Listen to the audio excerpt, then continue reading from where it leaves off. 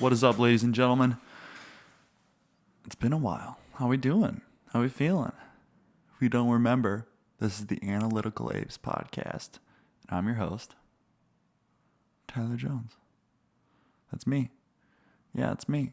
Last time you heard me, I had short hair, and my belly button was a little bit more oblong. Now it's kind of tightened up. It's the size of a dime now, but at one point it was the size of if you were to chop an eggplant in half. It was a lot bigger. Yeah, I'm just talking out of my ass right now. But what's up, man? It's been a long time. I have not been consistent. I'll be the first to tell you. But I feel like I'm going to be able to be consistent now with this show and this program. And here's why. We're in a fucking podcast studio. It's not really a studio. It's just a room in my parents' basement, but it works, and I think it turned out really cool. A lot of different stuff went into it to make sure that it happened and turned out the way that I wanted it to, and hopefully that's going to lead to more content. And we're going to get some people in here. It should be fun. It should be a good time. But yeah, today's just me. No one sitting across from me. I'm all by myself. If you hear footsteps upstairs, yeah, let me run you through the norm of a Jones household really quick, to explain all the miscellaneous noises. If you hear anything a loud bang, it is something that my mom dropped on the floor, and that can range from a candle to homemade pasta sauce in a steel pan from the 1940s. So that's what that could be. There's also 3 dogs that live in this house. So there's a lot of nails crashing into the wooden floor, which is perfect for a house that contains a podcast studio. Sometimes you can hear how bald my dad is. No, my parents are also chronic, loud TV listeners. So that helps too. But yeah, I just wanted to explain that before we keep getting into the show. And that's going to stay constant between this show as you hear the creaking, walking up, down. Ring, ring, ring. But yeah, like I said, I'm super excited about having the opportunity. Just put your phone away. You're on camera. About this opportunity to have a set place to continue doing these podcasts and to continue, having the ability to put out content. So let's jump into it. We got a few things today. We got some videos to watch. Oh no. Okay, that's actually okay. Never mind. Let me start now. What are we at here?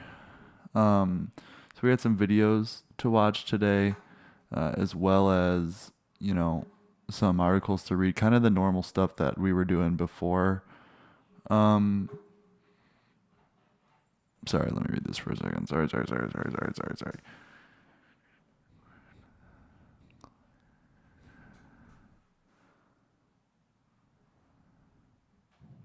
Huh. Okay. I'm not sure if this is going to work out, but it's the first one, so I'm sure that there's going to be a learning curve with this stuff. I'm trying to record the screen to put it with the video so you guys can see it as well. So let me get full screen with this stuff. So, like I did in the last one, the last podcast, if you guys listen, and if not, I'll explain it now. I pull a couple things from Reddit that I find interesting, as like things such as like, the subreddit Today I Learned has some pretty cool stuff. There's some psychology articles that I pull up, and then we're going to start playing this new game it's inspired by Your Mom's House podcast with Tom Segura and Christina Pajitsky. Both hilarious comics. Please check out their podcast. It's fucking awesome. But they have a game that they play on there, and I think we should play it too, called Drugs or Mental Health.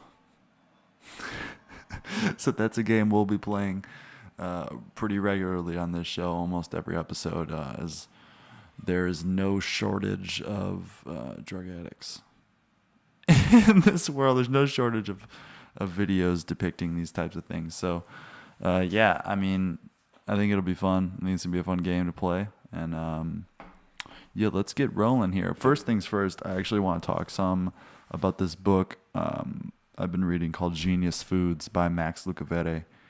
And that's definitely not how you say his name. I just totally added some spice in there that wasn't needed. But it's a book about basically how to optimize your brain, how your brain works, and if you think of your body as a car, or your brain as a car rather, it's all about the fuel you're putting into that car. You wouldn't put you wouldn't pour a can of Coke into your car and expect it to run well, and you can't do that to your body either. So this book does a really good job, and I've only begun to scratch the surface in what's in this book, but it does a really good job explaining what's good for your body, why it's good for your body, and what the outcomes might be. And I think that's really important, right? Especially for this generation, our millennial generation, a generation that is kind of fixated on seeing results now.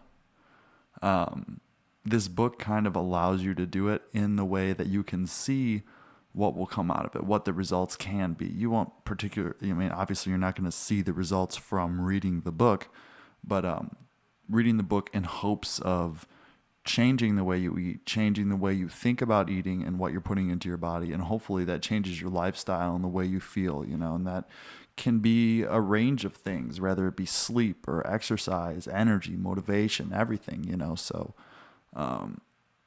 so far what I've reading it's been pretty helpful. A lot of the people that know me know I'm a huge science buff. So reading some of the stuff in here and allowing me to kind of take in that scientific knowledge really helps for me.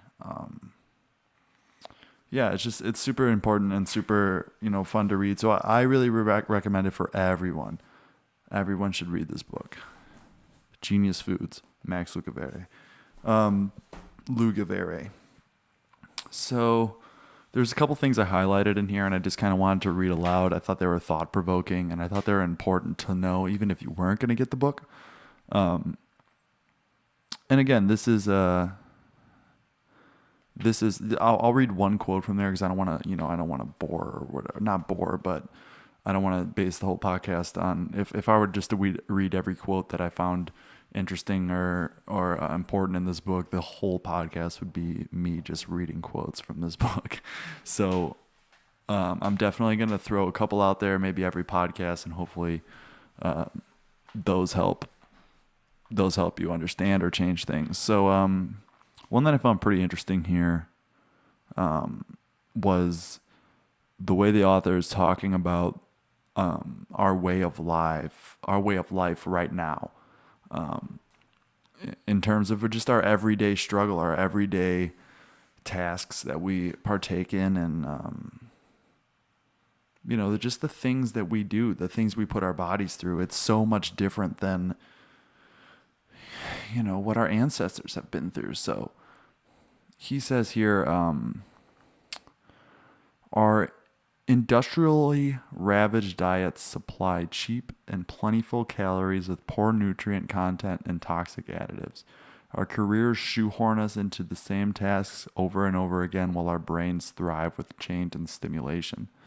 We are saddled with stress, a lack of connection to nature, unnatural sleep patterns, and overexposure to news and tragedy, and our social networks have been replaced by the social network, all of which ultimately lead to premature aging and decay. We've created a world so far removed from the one that our brains evolved in that they are now struggling to survive. I'm just going to close the book because that's so true, right? If you think back to, let's take that time frame. Let's take that time frame as a starting off point from when our brains evolved, somewhere in between. I always forget the name of it, but it's somewhere in between, monkey and man, right? So And, there's a bunch of different theories out there, like stoned ape theory and stuff like that, which we can get into a different time. But what is life like back then? What's everyday life like back then while our brains are evolving? And what's everyday life like now? And I think we do a lot to neglect, what our body actually needs, what our brain actually needs, staying up late and, shoving a bag of Cheez-Its into our mouths and, whatever else, falls into that category. I think it's important that we realize that although life is a lot easier now than it was back when we were hunting for food and gathering berries, it's important to not lose sight of what that actually means, if that makes any sense. It's important not to lose sight of the struggle. It's important not to lose sight of how we need to take care of our bodies. Just because it's an easy time to live for us now doesn't mean that we should always take advantage of how easy it is, and I think a lot of that can be stimulated from workout, good nutrition, sleep, a lot of that stuff. I just think it's really important, right? I mean, like I said earlier, your body's your car, and you would never put shit into your car. If you want to get somewhere, if you want your car to run well, you would never neglect it in terms of the fuel you're putting in it. And I don't think we should do that with our body either. And listen, I have been I've never really eaten a great diet until I've been trying really hard to as of late. But, as me, I am someone who always scoffed at the fact of eating a great diet. So I think something like this for someone like me, and I'm sure there's a bunch of other people like me out there that don't really, think they can be affected by it. You're wrong, So I think a book like this and the information and the knowledge that Max and co-author Paul Graywell expel in their book can really help someone out and really change the way they go about not only eating and dietary their diet, but just their everyday life, I think it could really impact pretty greatly. So that's my little expert on that. I hope everyone reads it. Let me know if you want me to continue reading quotes from it. Yeah, let me know. I mean, I'm sure some people are interested in it, but some people aren't. Some people want to keep drinking that pop and eating those donuts. And hey, live your best life, friends. Live your best life.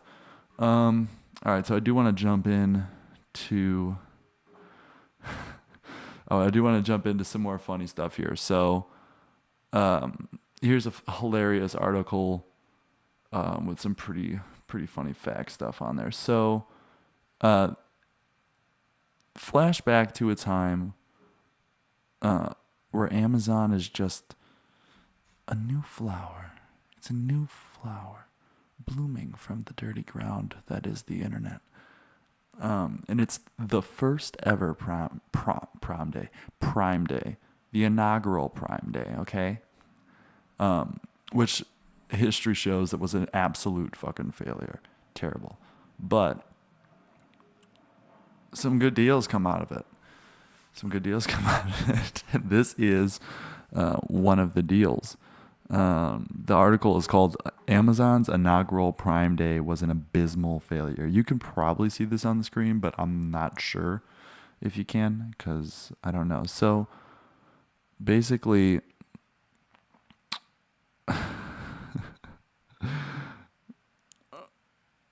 okay.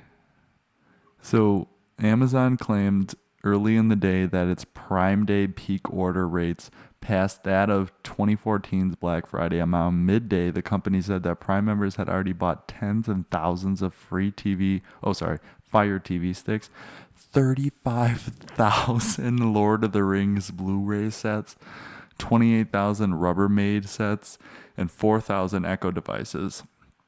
A Kate Spade purse was gone in less than a minute, and it sold 1,200 of the $999 TVs in 10 minutes. Okay, so that's all well and dandy, but let's take a good look at one of the best deals from Amazon Prime's first day. Okay, you ready? Boom, boom.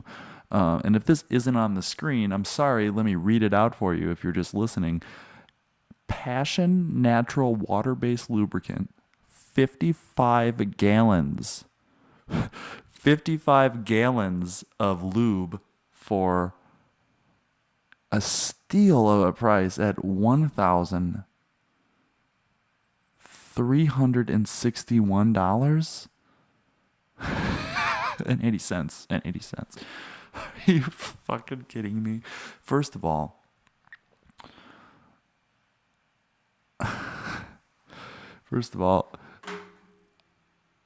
I don't understand why anyone would ever need that amount of lube. You would never in your lifetimes need that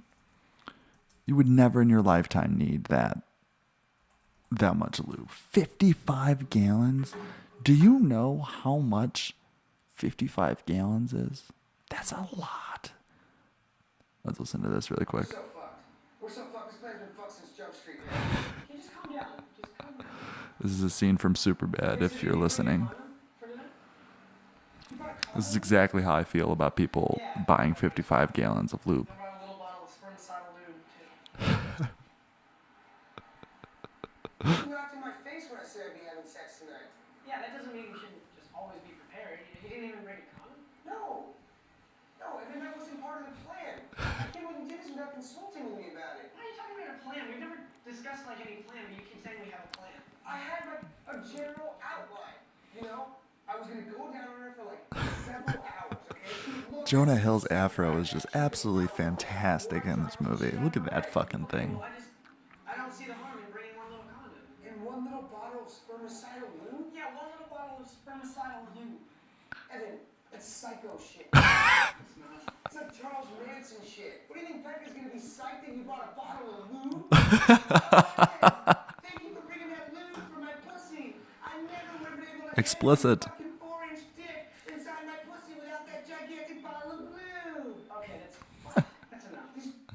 Okay, so that is Jonah Hill's reaction to this big, whatever, like an index finger sized bottle of lube. I would like to see what his reaction would be for a 55 gallon size bottle of lube. I mean, look at that thing. That is that looks like the gallon that if you guys are Breaking Bad fans, it looks like the one that Jesse tried to melt body parts in. But it's not filled with body parts or formaldehyde. It's filled with lube, water-based lubricant. I mean, if you have $1,300 laying around to spend on lube, I applaud you. You must be making a large amount of money if you can spend $1,300 on lube. But that's a steal, dude. I mean, you'll never have to buy lube again, right? Most people never have to buy lube in their entire lives, but you'll never have to buy lube again. 55 gallons? Here's another question, though. How are you getting it out of the gallon? Are you just shoving hands in there, scooping them up, and you're just wiping them around, right? Or do you have like a ladle, like a little spoon, and you're just going to drizzle it? You're just going to drizzle it on. I don't know, man. These are questions that need to be asked. If you are one of the people that ordered a 55-gallon filled with lube on Amazon Prime's inaugural Prime Day, please contact me because I'd love to have you on the podcast. I'll pay you to come on here. It has to be some type of psychopath, but I'm okay with it, dude. That's just a good deal, And I love how it says Prime Pantry. Prime Pantry, because this is going into your pantry, a 55-gallon of lube. It's just not, it's not good. It's not okay. I want to see if it says anything about 55 gallon of lube at 1K. 55-gallon bottle of lube is Amazon Prime's best deal. It says that across the top of Amazon's page in a ticker. Best deal of the day. 55-gallon water-based lubricant for all of your sexual pleasures and needs. Oh my God, that's so fantastic. So fantastic. All right, let's move on to the next thing here. What else we got? Oh, this is a good one. So the title of this is Adolf Hitler's surprisingly large. Adolf Hitler's surprisingly large underwear sold at auction for almost $7,000. Okay, and the surprisingly large part is not referring to the price that is also surprisingly large. It's referring to the size of his underwear. Okay, no, so but that begs the question, right? If Adolf Hitler's underpants are surprisingly large, why? Why are they surprisingly large? Is it because he just has a monster wang or a giant ass? Like, what if Adolf Hitler was thicker than a bowl of oatmeal? I want to know. These are questions that I want to know. You know, that's offensive, sure, but we're all thinking it. I've been thinking it ever since I saw his face across my history book. I'm thinking about it. How thick is this guy? Is this guy thick? You know? All right, let's read into this. $7,000 though? Like, I don't think I've ever had $7,000 in my bank account. And that might be sad, but if I did, I'm definitely not spending it on Adolf Hitler's 80-year-old underwear. You know what I mean, dude? All right, let's see here. So also, like, how is that a conversation piece? Like, what are you gonna do with those? Like, there's two things you can do, right? You can wear them, which is super fucking creepy, right? Look at it's like AD stitched in the back of it.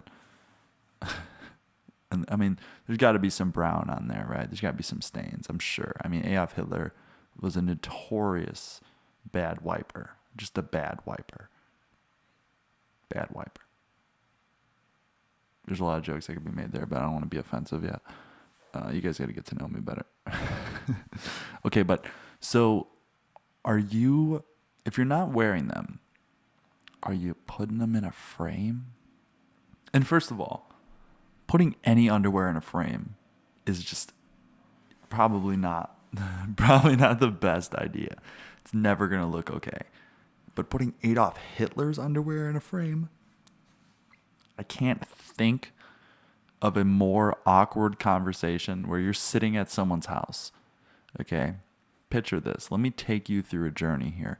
You sit at someone's house and you're very intrigued by a framed piece of undergarment in their living room right above their fireplace. And you ask this person, hey, I see you have some framed underpants up there. What's that all about? And he says, oh, I bought those for $7,000. Those are Adolf Hitler's surprisingly large underwear. Would you like to take a closer look? That is when I leave their house because they're probably cooking something that is like sauerkraut or something German. Okay, so there's an actual collectors. I think there's like a collectors union of people that just collect Adolf Hitler stuff. That's super weird. Oh, that's so weird. Oh, okay. I guess that's a way of explaining it. It says people tend to either buy fearsome Hitler memorabilia or things that make him look like a buffoon, such as this. To minimize a monster, you make people laugh at him. Still not sold on the fact of spending $7,000 on a pair of a terrible person's underwear. I wouldn't even buy Mr. Rogers' underwear. Honestly, like, I don't even care if you're a good person or a bad person. I think being a bad person definitely makes it worse. But if you're like the nicest, if you're like the Dalai Lama, I don't even think he wears underwear though. Is that a question that should even be asked? Am I supposed to know this? They don't teach you this in class, dude. They don't. Does the Dalai Lama wear underwear? I don't know. I need to know. I'd like to know. We're asking the important questions here on the Analytical Apes podcast. Make sure you remember that. We ask the important questions here. So just know that. No, but I mean, you know what I mean though? Do you? I don't know. Like, I'm not buying anyone's underwear. I don't care if you're a good person or a fucking genocidal, raging fucking monster with a strange Charlie Chaplin mustache. But that's a story for a different day. All right.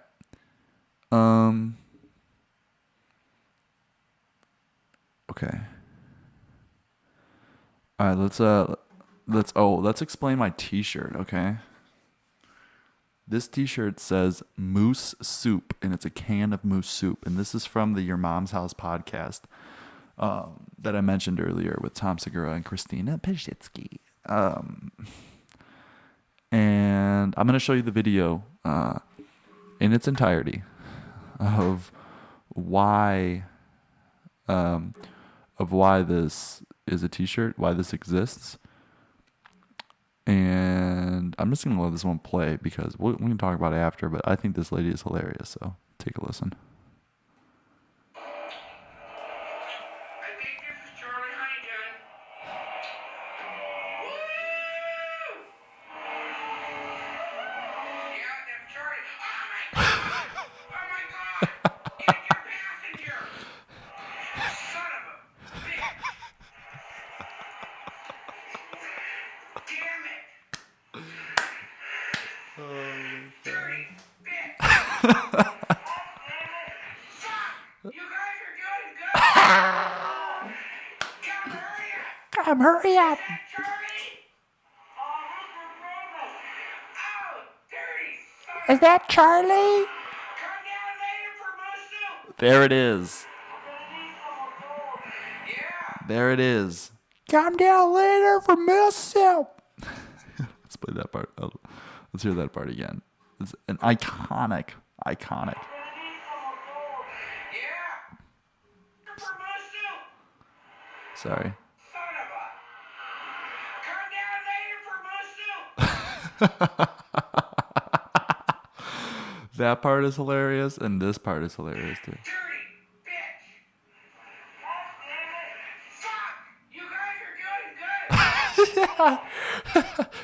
Fuck! You guys are doing good! Fuck! You guys are doing good.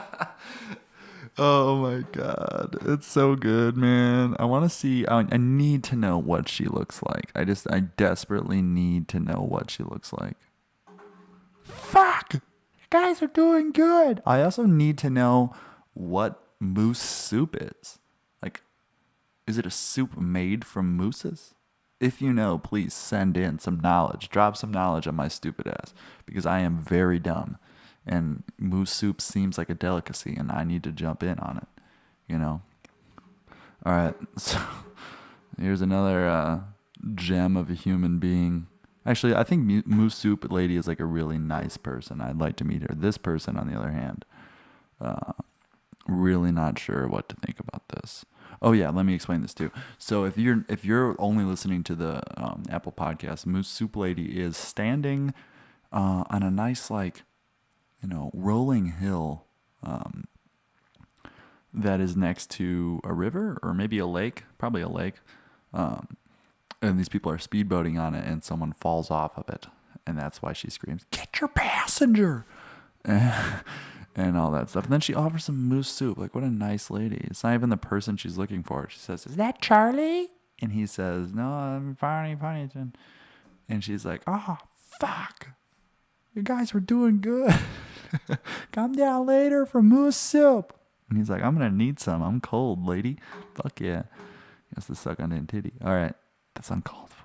All right. So this video, if you're not watching, is a boy that is disgustingly skinny with a very long neck. And I've been told that this person has a very large following on the social media, which would make perfect sense because it seems like every person that is severely fucking stupid gets a large social media following. So hopefully I do that too because I'm severely fucking stupid. But let's take a listen to what Daddy Longneck has to say. Daddy Longneck here, and I want to give you a lady advice. When I'm coming over there, and when I'm coming to see you, Okay. you gotta wash your fucking tuna box. Damn, you gotta wash your fucking tuna box. And I want to make sure you don't make the same mistake that I make while hearing this. He's not actually talking about a box of tuna. He's talking about a woman's vagina. I thought that he was saying that just tuna boxes in general smell. And, you know, I'm on board with that. A box of tuna, yeah, it would probably smell. You know, you ever walk into Long John Silver's? It's not the best smell. I'll tell you that much. But all right, let's see what else he has to say. Yeah, you're like that. You're like All right. Also, he's only in a pink room. Like the walls are painted pink. So could it be that he is currently talking to someone whose tuna box smelled a little bit rancid? And he's just going to go on and tape this video right in front of him. So she knows, you know. He doesn't have to tell her. He's technically telling the camera, but he's telling her. He's doing it right away. that little tuna box thing. I'm like, I go over to a girl's house, fucking, I don't want it smelling like motherfucking stanky and shit, you feel me? Yeah. I gotta fucking spray this shit.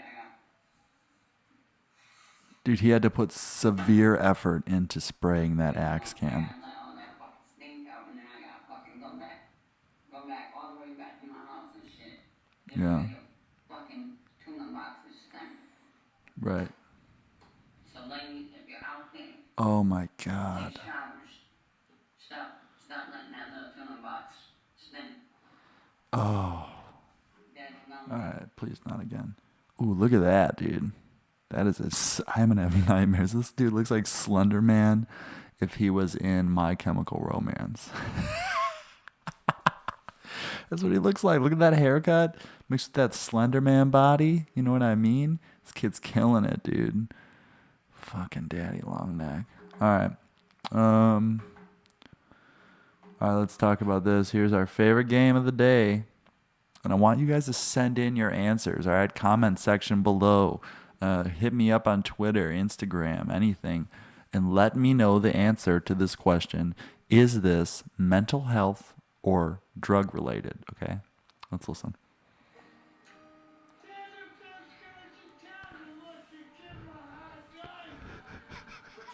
That's very kind of you to say that.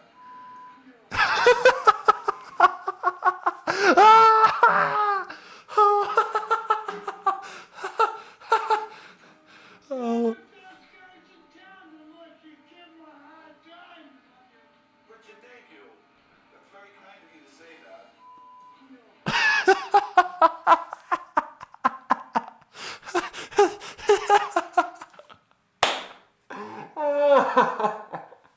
It says that you can't see it. It's this homeless guy, and it looks like he's got one eye. And he says he's standing next to an ambulance, and he says to the camera, "These guys are the best guys in town, unless you're mean to them." Is that what he says? Hold on. Unless you give him a hard time. And then the paramedic looks at him and says, "Hey, that's very nice of you to say." And he says, "Fuck you." Oh my God. Oh. Richard, thank you. That's very kind of you to say that. Okay. All right. This is where the question. This is how it comes to play, though. Mental health or drugs? What's the answer here? What is the answer here? I have no idea. I gotta say, I think I'm gonna say, oh man, I don't know. I think it's booze, so drugs. I think it's gonna be booze. This guy looks like a classic homeless boozer. Homeless boozer. It's Carlos Boozer's cousin. Sports jokes. No, I think, this guy's gotta be on drugs. I don't think this is mental health. And the best part about this game is that it's a lot like Whose Line Is It Anyways, where the points don't matter and the game means nothing. We will never know the answer to any of these questions or videos that we pull up. So, please, I want you guys to send in your explanations and choices in the comment section below, or tweet me, show me, piss on me, beat me. Show me and send me videos too. Please do not hesitate to submit videos. There's some lube again. Do not hesitate to submit videos. I would love to see them, and I want to put them on the podcast. I'd love to have you guys throw some things out and have me talk about it. So let's watch this one more time, though, because that was fucking hilarious.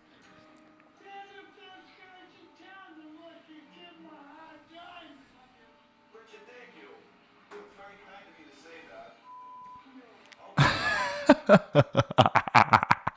All right, that's 100% alcohol, right? Yeah, 100% alcohol. Gotta be. Let's favorite this, because this is gonna be this is one of my favorite videos of all time, I think. Yeah. Okay. Yeah, I'm saying alcohol though, so let me know what you guys say. All right, let me switch over here. It's gonna be hard to do, but let's switch subjects here to just a couple psychology articles that I found that I found pretty interesting, I thought. So this one is a PTSD rate. It says the article is titled "PTSD rate among prison employees equals that of war veterans." And let's go over the study's findings really quick. And it just says prison employees work under an almost constant state of threat to their personal safety, and about a quarter of them routinely experience serious threats to themselves or their families. Which makes sense, right? You're just constantly being around some of the worst people in society. Another point that the article brings up, or study found, almost half have witnessed coworkers being seriously injured by inmates. More than half have seen an inmate die or have encountered an inmate who recently died. The vast majority have dealt with inmates who were recently beaten and or sexually assaulted. Okay, so, man, not that this is surprising by any means. I wouldn't say that. Yeah, I wouldn't say that this surprises me, right? Like, this makes sense. But I feel like it's not talked about. It's really not talked about. And I feel like that's a travesty, I don't feel like there's a big push for PTSD victims in the form of prison guards, right? It's PTSD victims that defended our country, which, listen, I'm not bagging on. Obviously, they're both problems, and I wish that we could fix them. But I feel like this is something that we should probably, definitely bat an eye to, because it's happening now and it's always going to happen as long as prisons are around, before robots take over. But yeah, I just thought that was interesting. I thought that was a point of view that I hadn't before considered, and I thought it was interesting to share. So, okay, moving on. So I thought this one was kind of goofy, but again, might help you out. So this one says physical and mental effects of bathing, a randomized intervention study. Okay. So basically, cross-sectional studies report better subjective health status with an immersion bathing habit. This randomized controlled trial compared the effects of health of immersion bathing and shower bathing in 38 participants who received 2-week interventions of immersion bathing in warm water for 10 minutes, followed by a 2-week shower bathing without immersion, showering intervention, or vice versa. Visual analog scale scores were significantly better for fatigue, stress, pain, and smile, and tended to be better for self-reported health and skin condition after bathing intervention, other than the shower intervention. So basically what that's saying is that if you take baths, you're going to have less stress, you're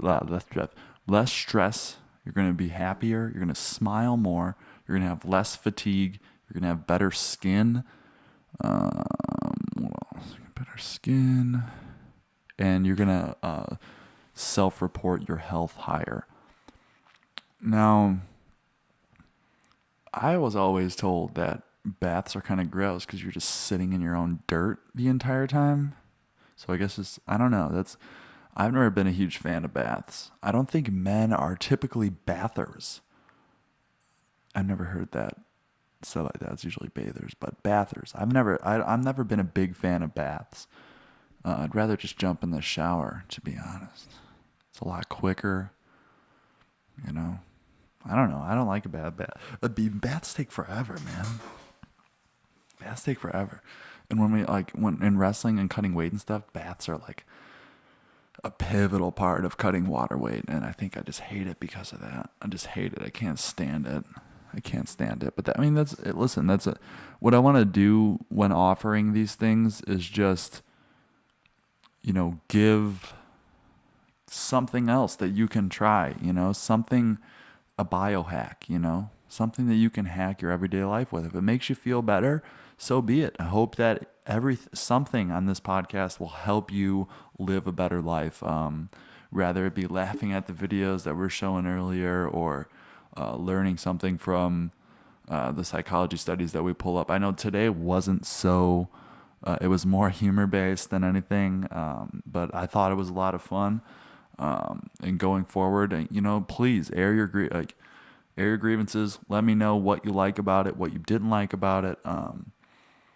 Who do you like to see on? What you'd like me to talk about?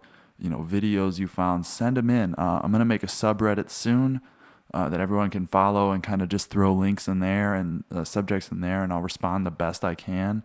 You can hit me up at Twitter at either Analytical Apes or at Longfellow Bones. You can hit me up on Instagram at LongfellowJones223 or at Analytical Apes. You can send things into the at Analytical Apes at Gmail. We'll put the link in the description to all of these things. But I hope you enjoyed this inaugural podcast in this brand new studio. And I'm looking forward to consistently putting out more content for you guys. So have a great night, you wild animals. Woo!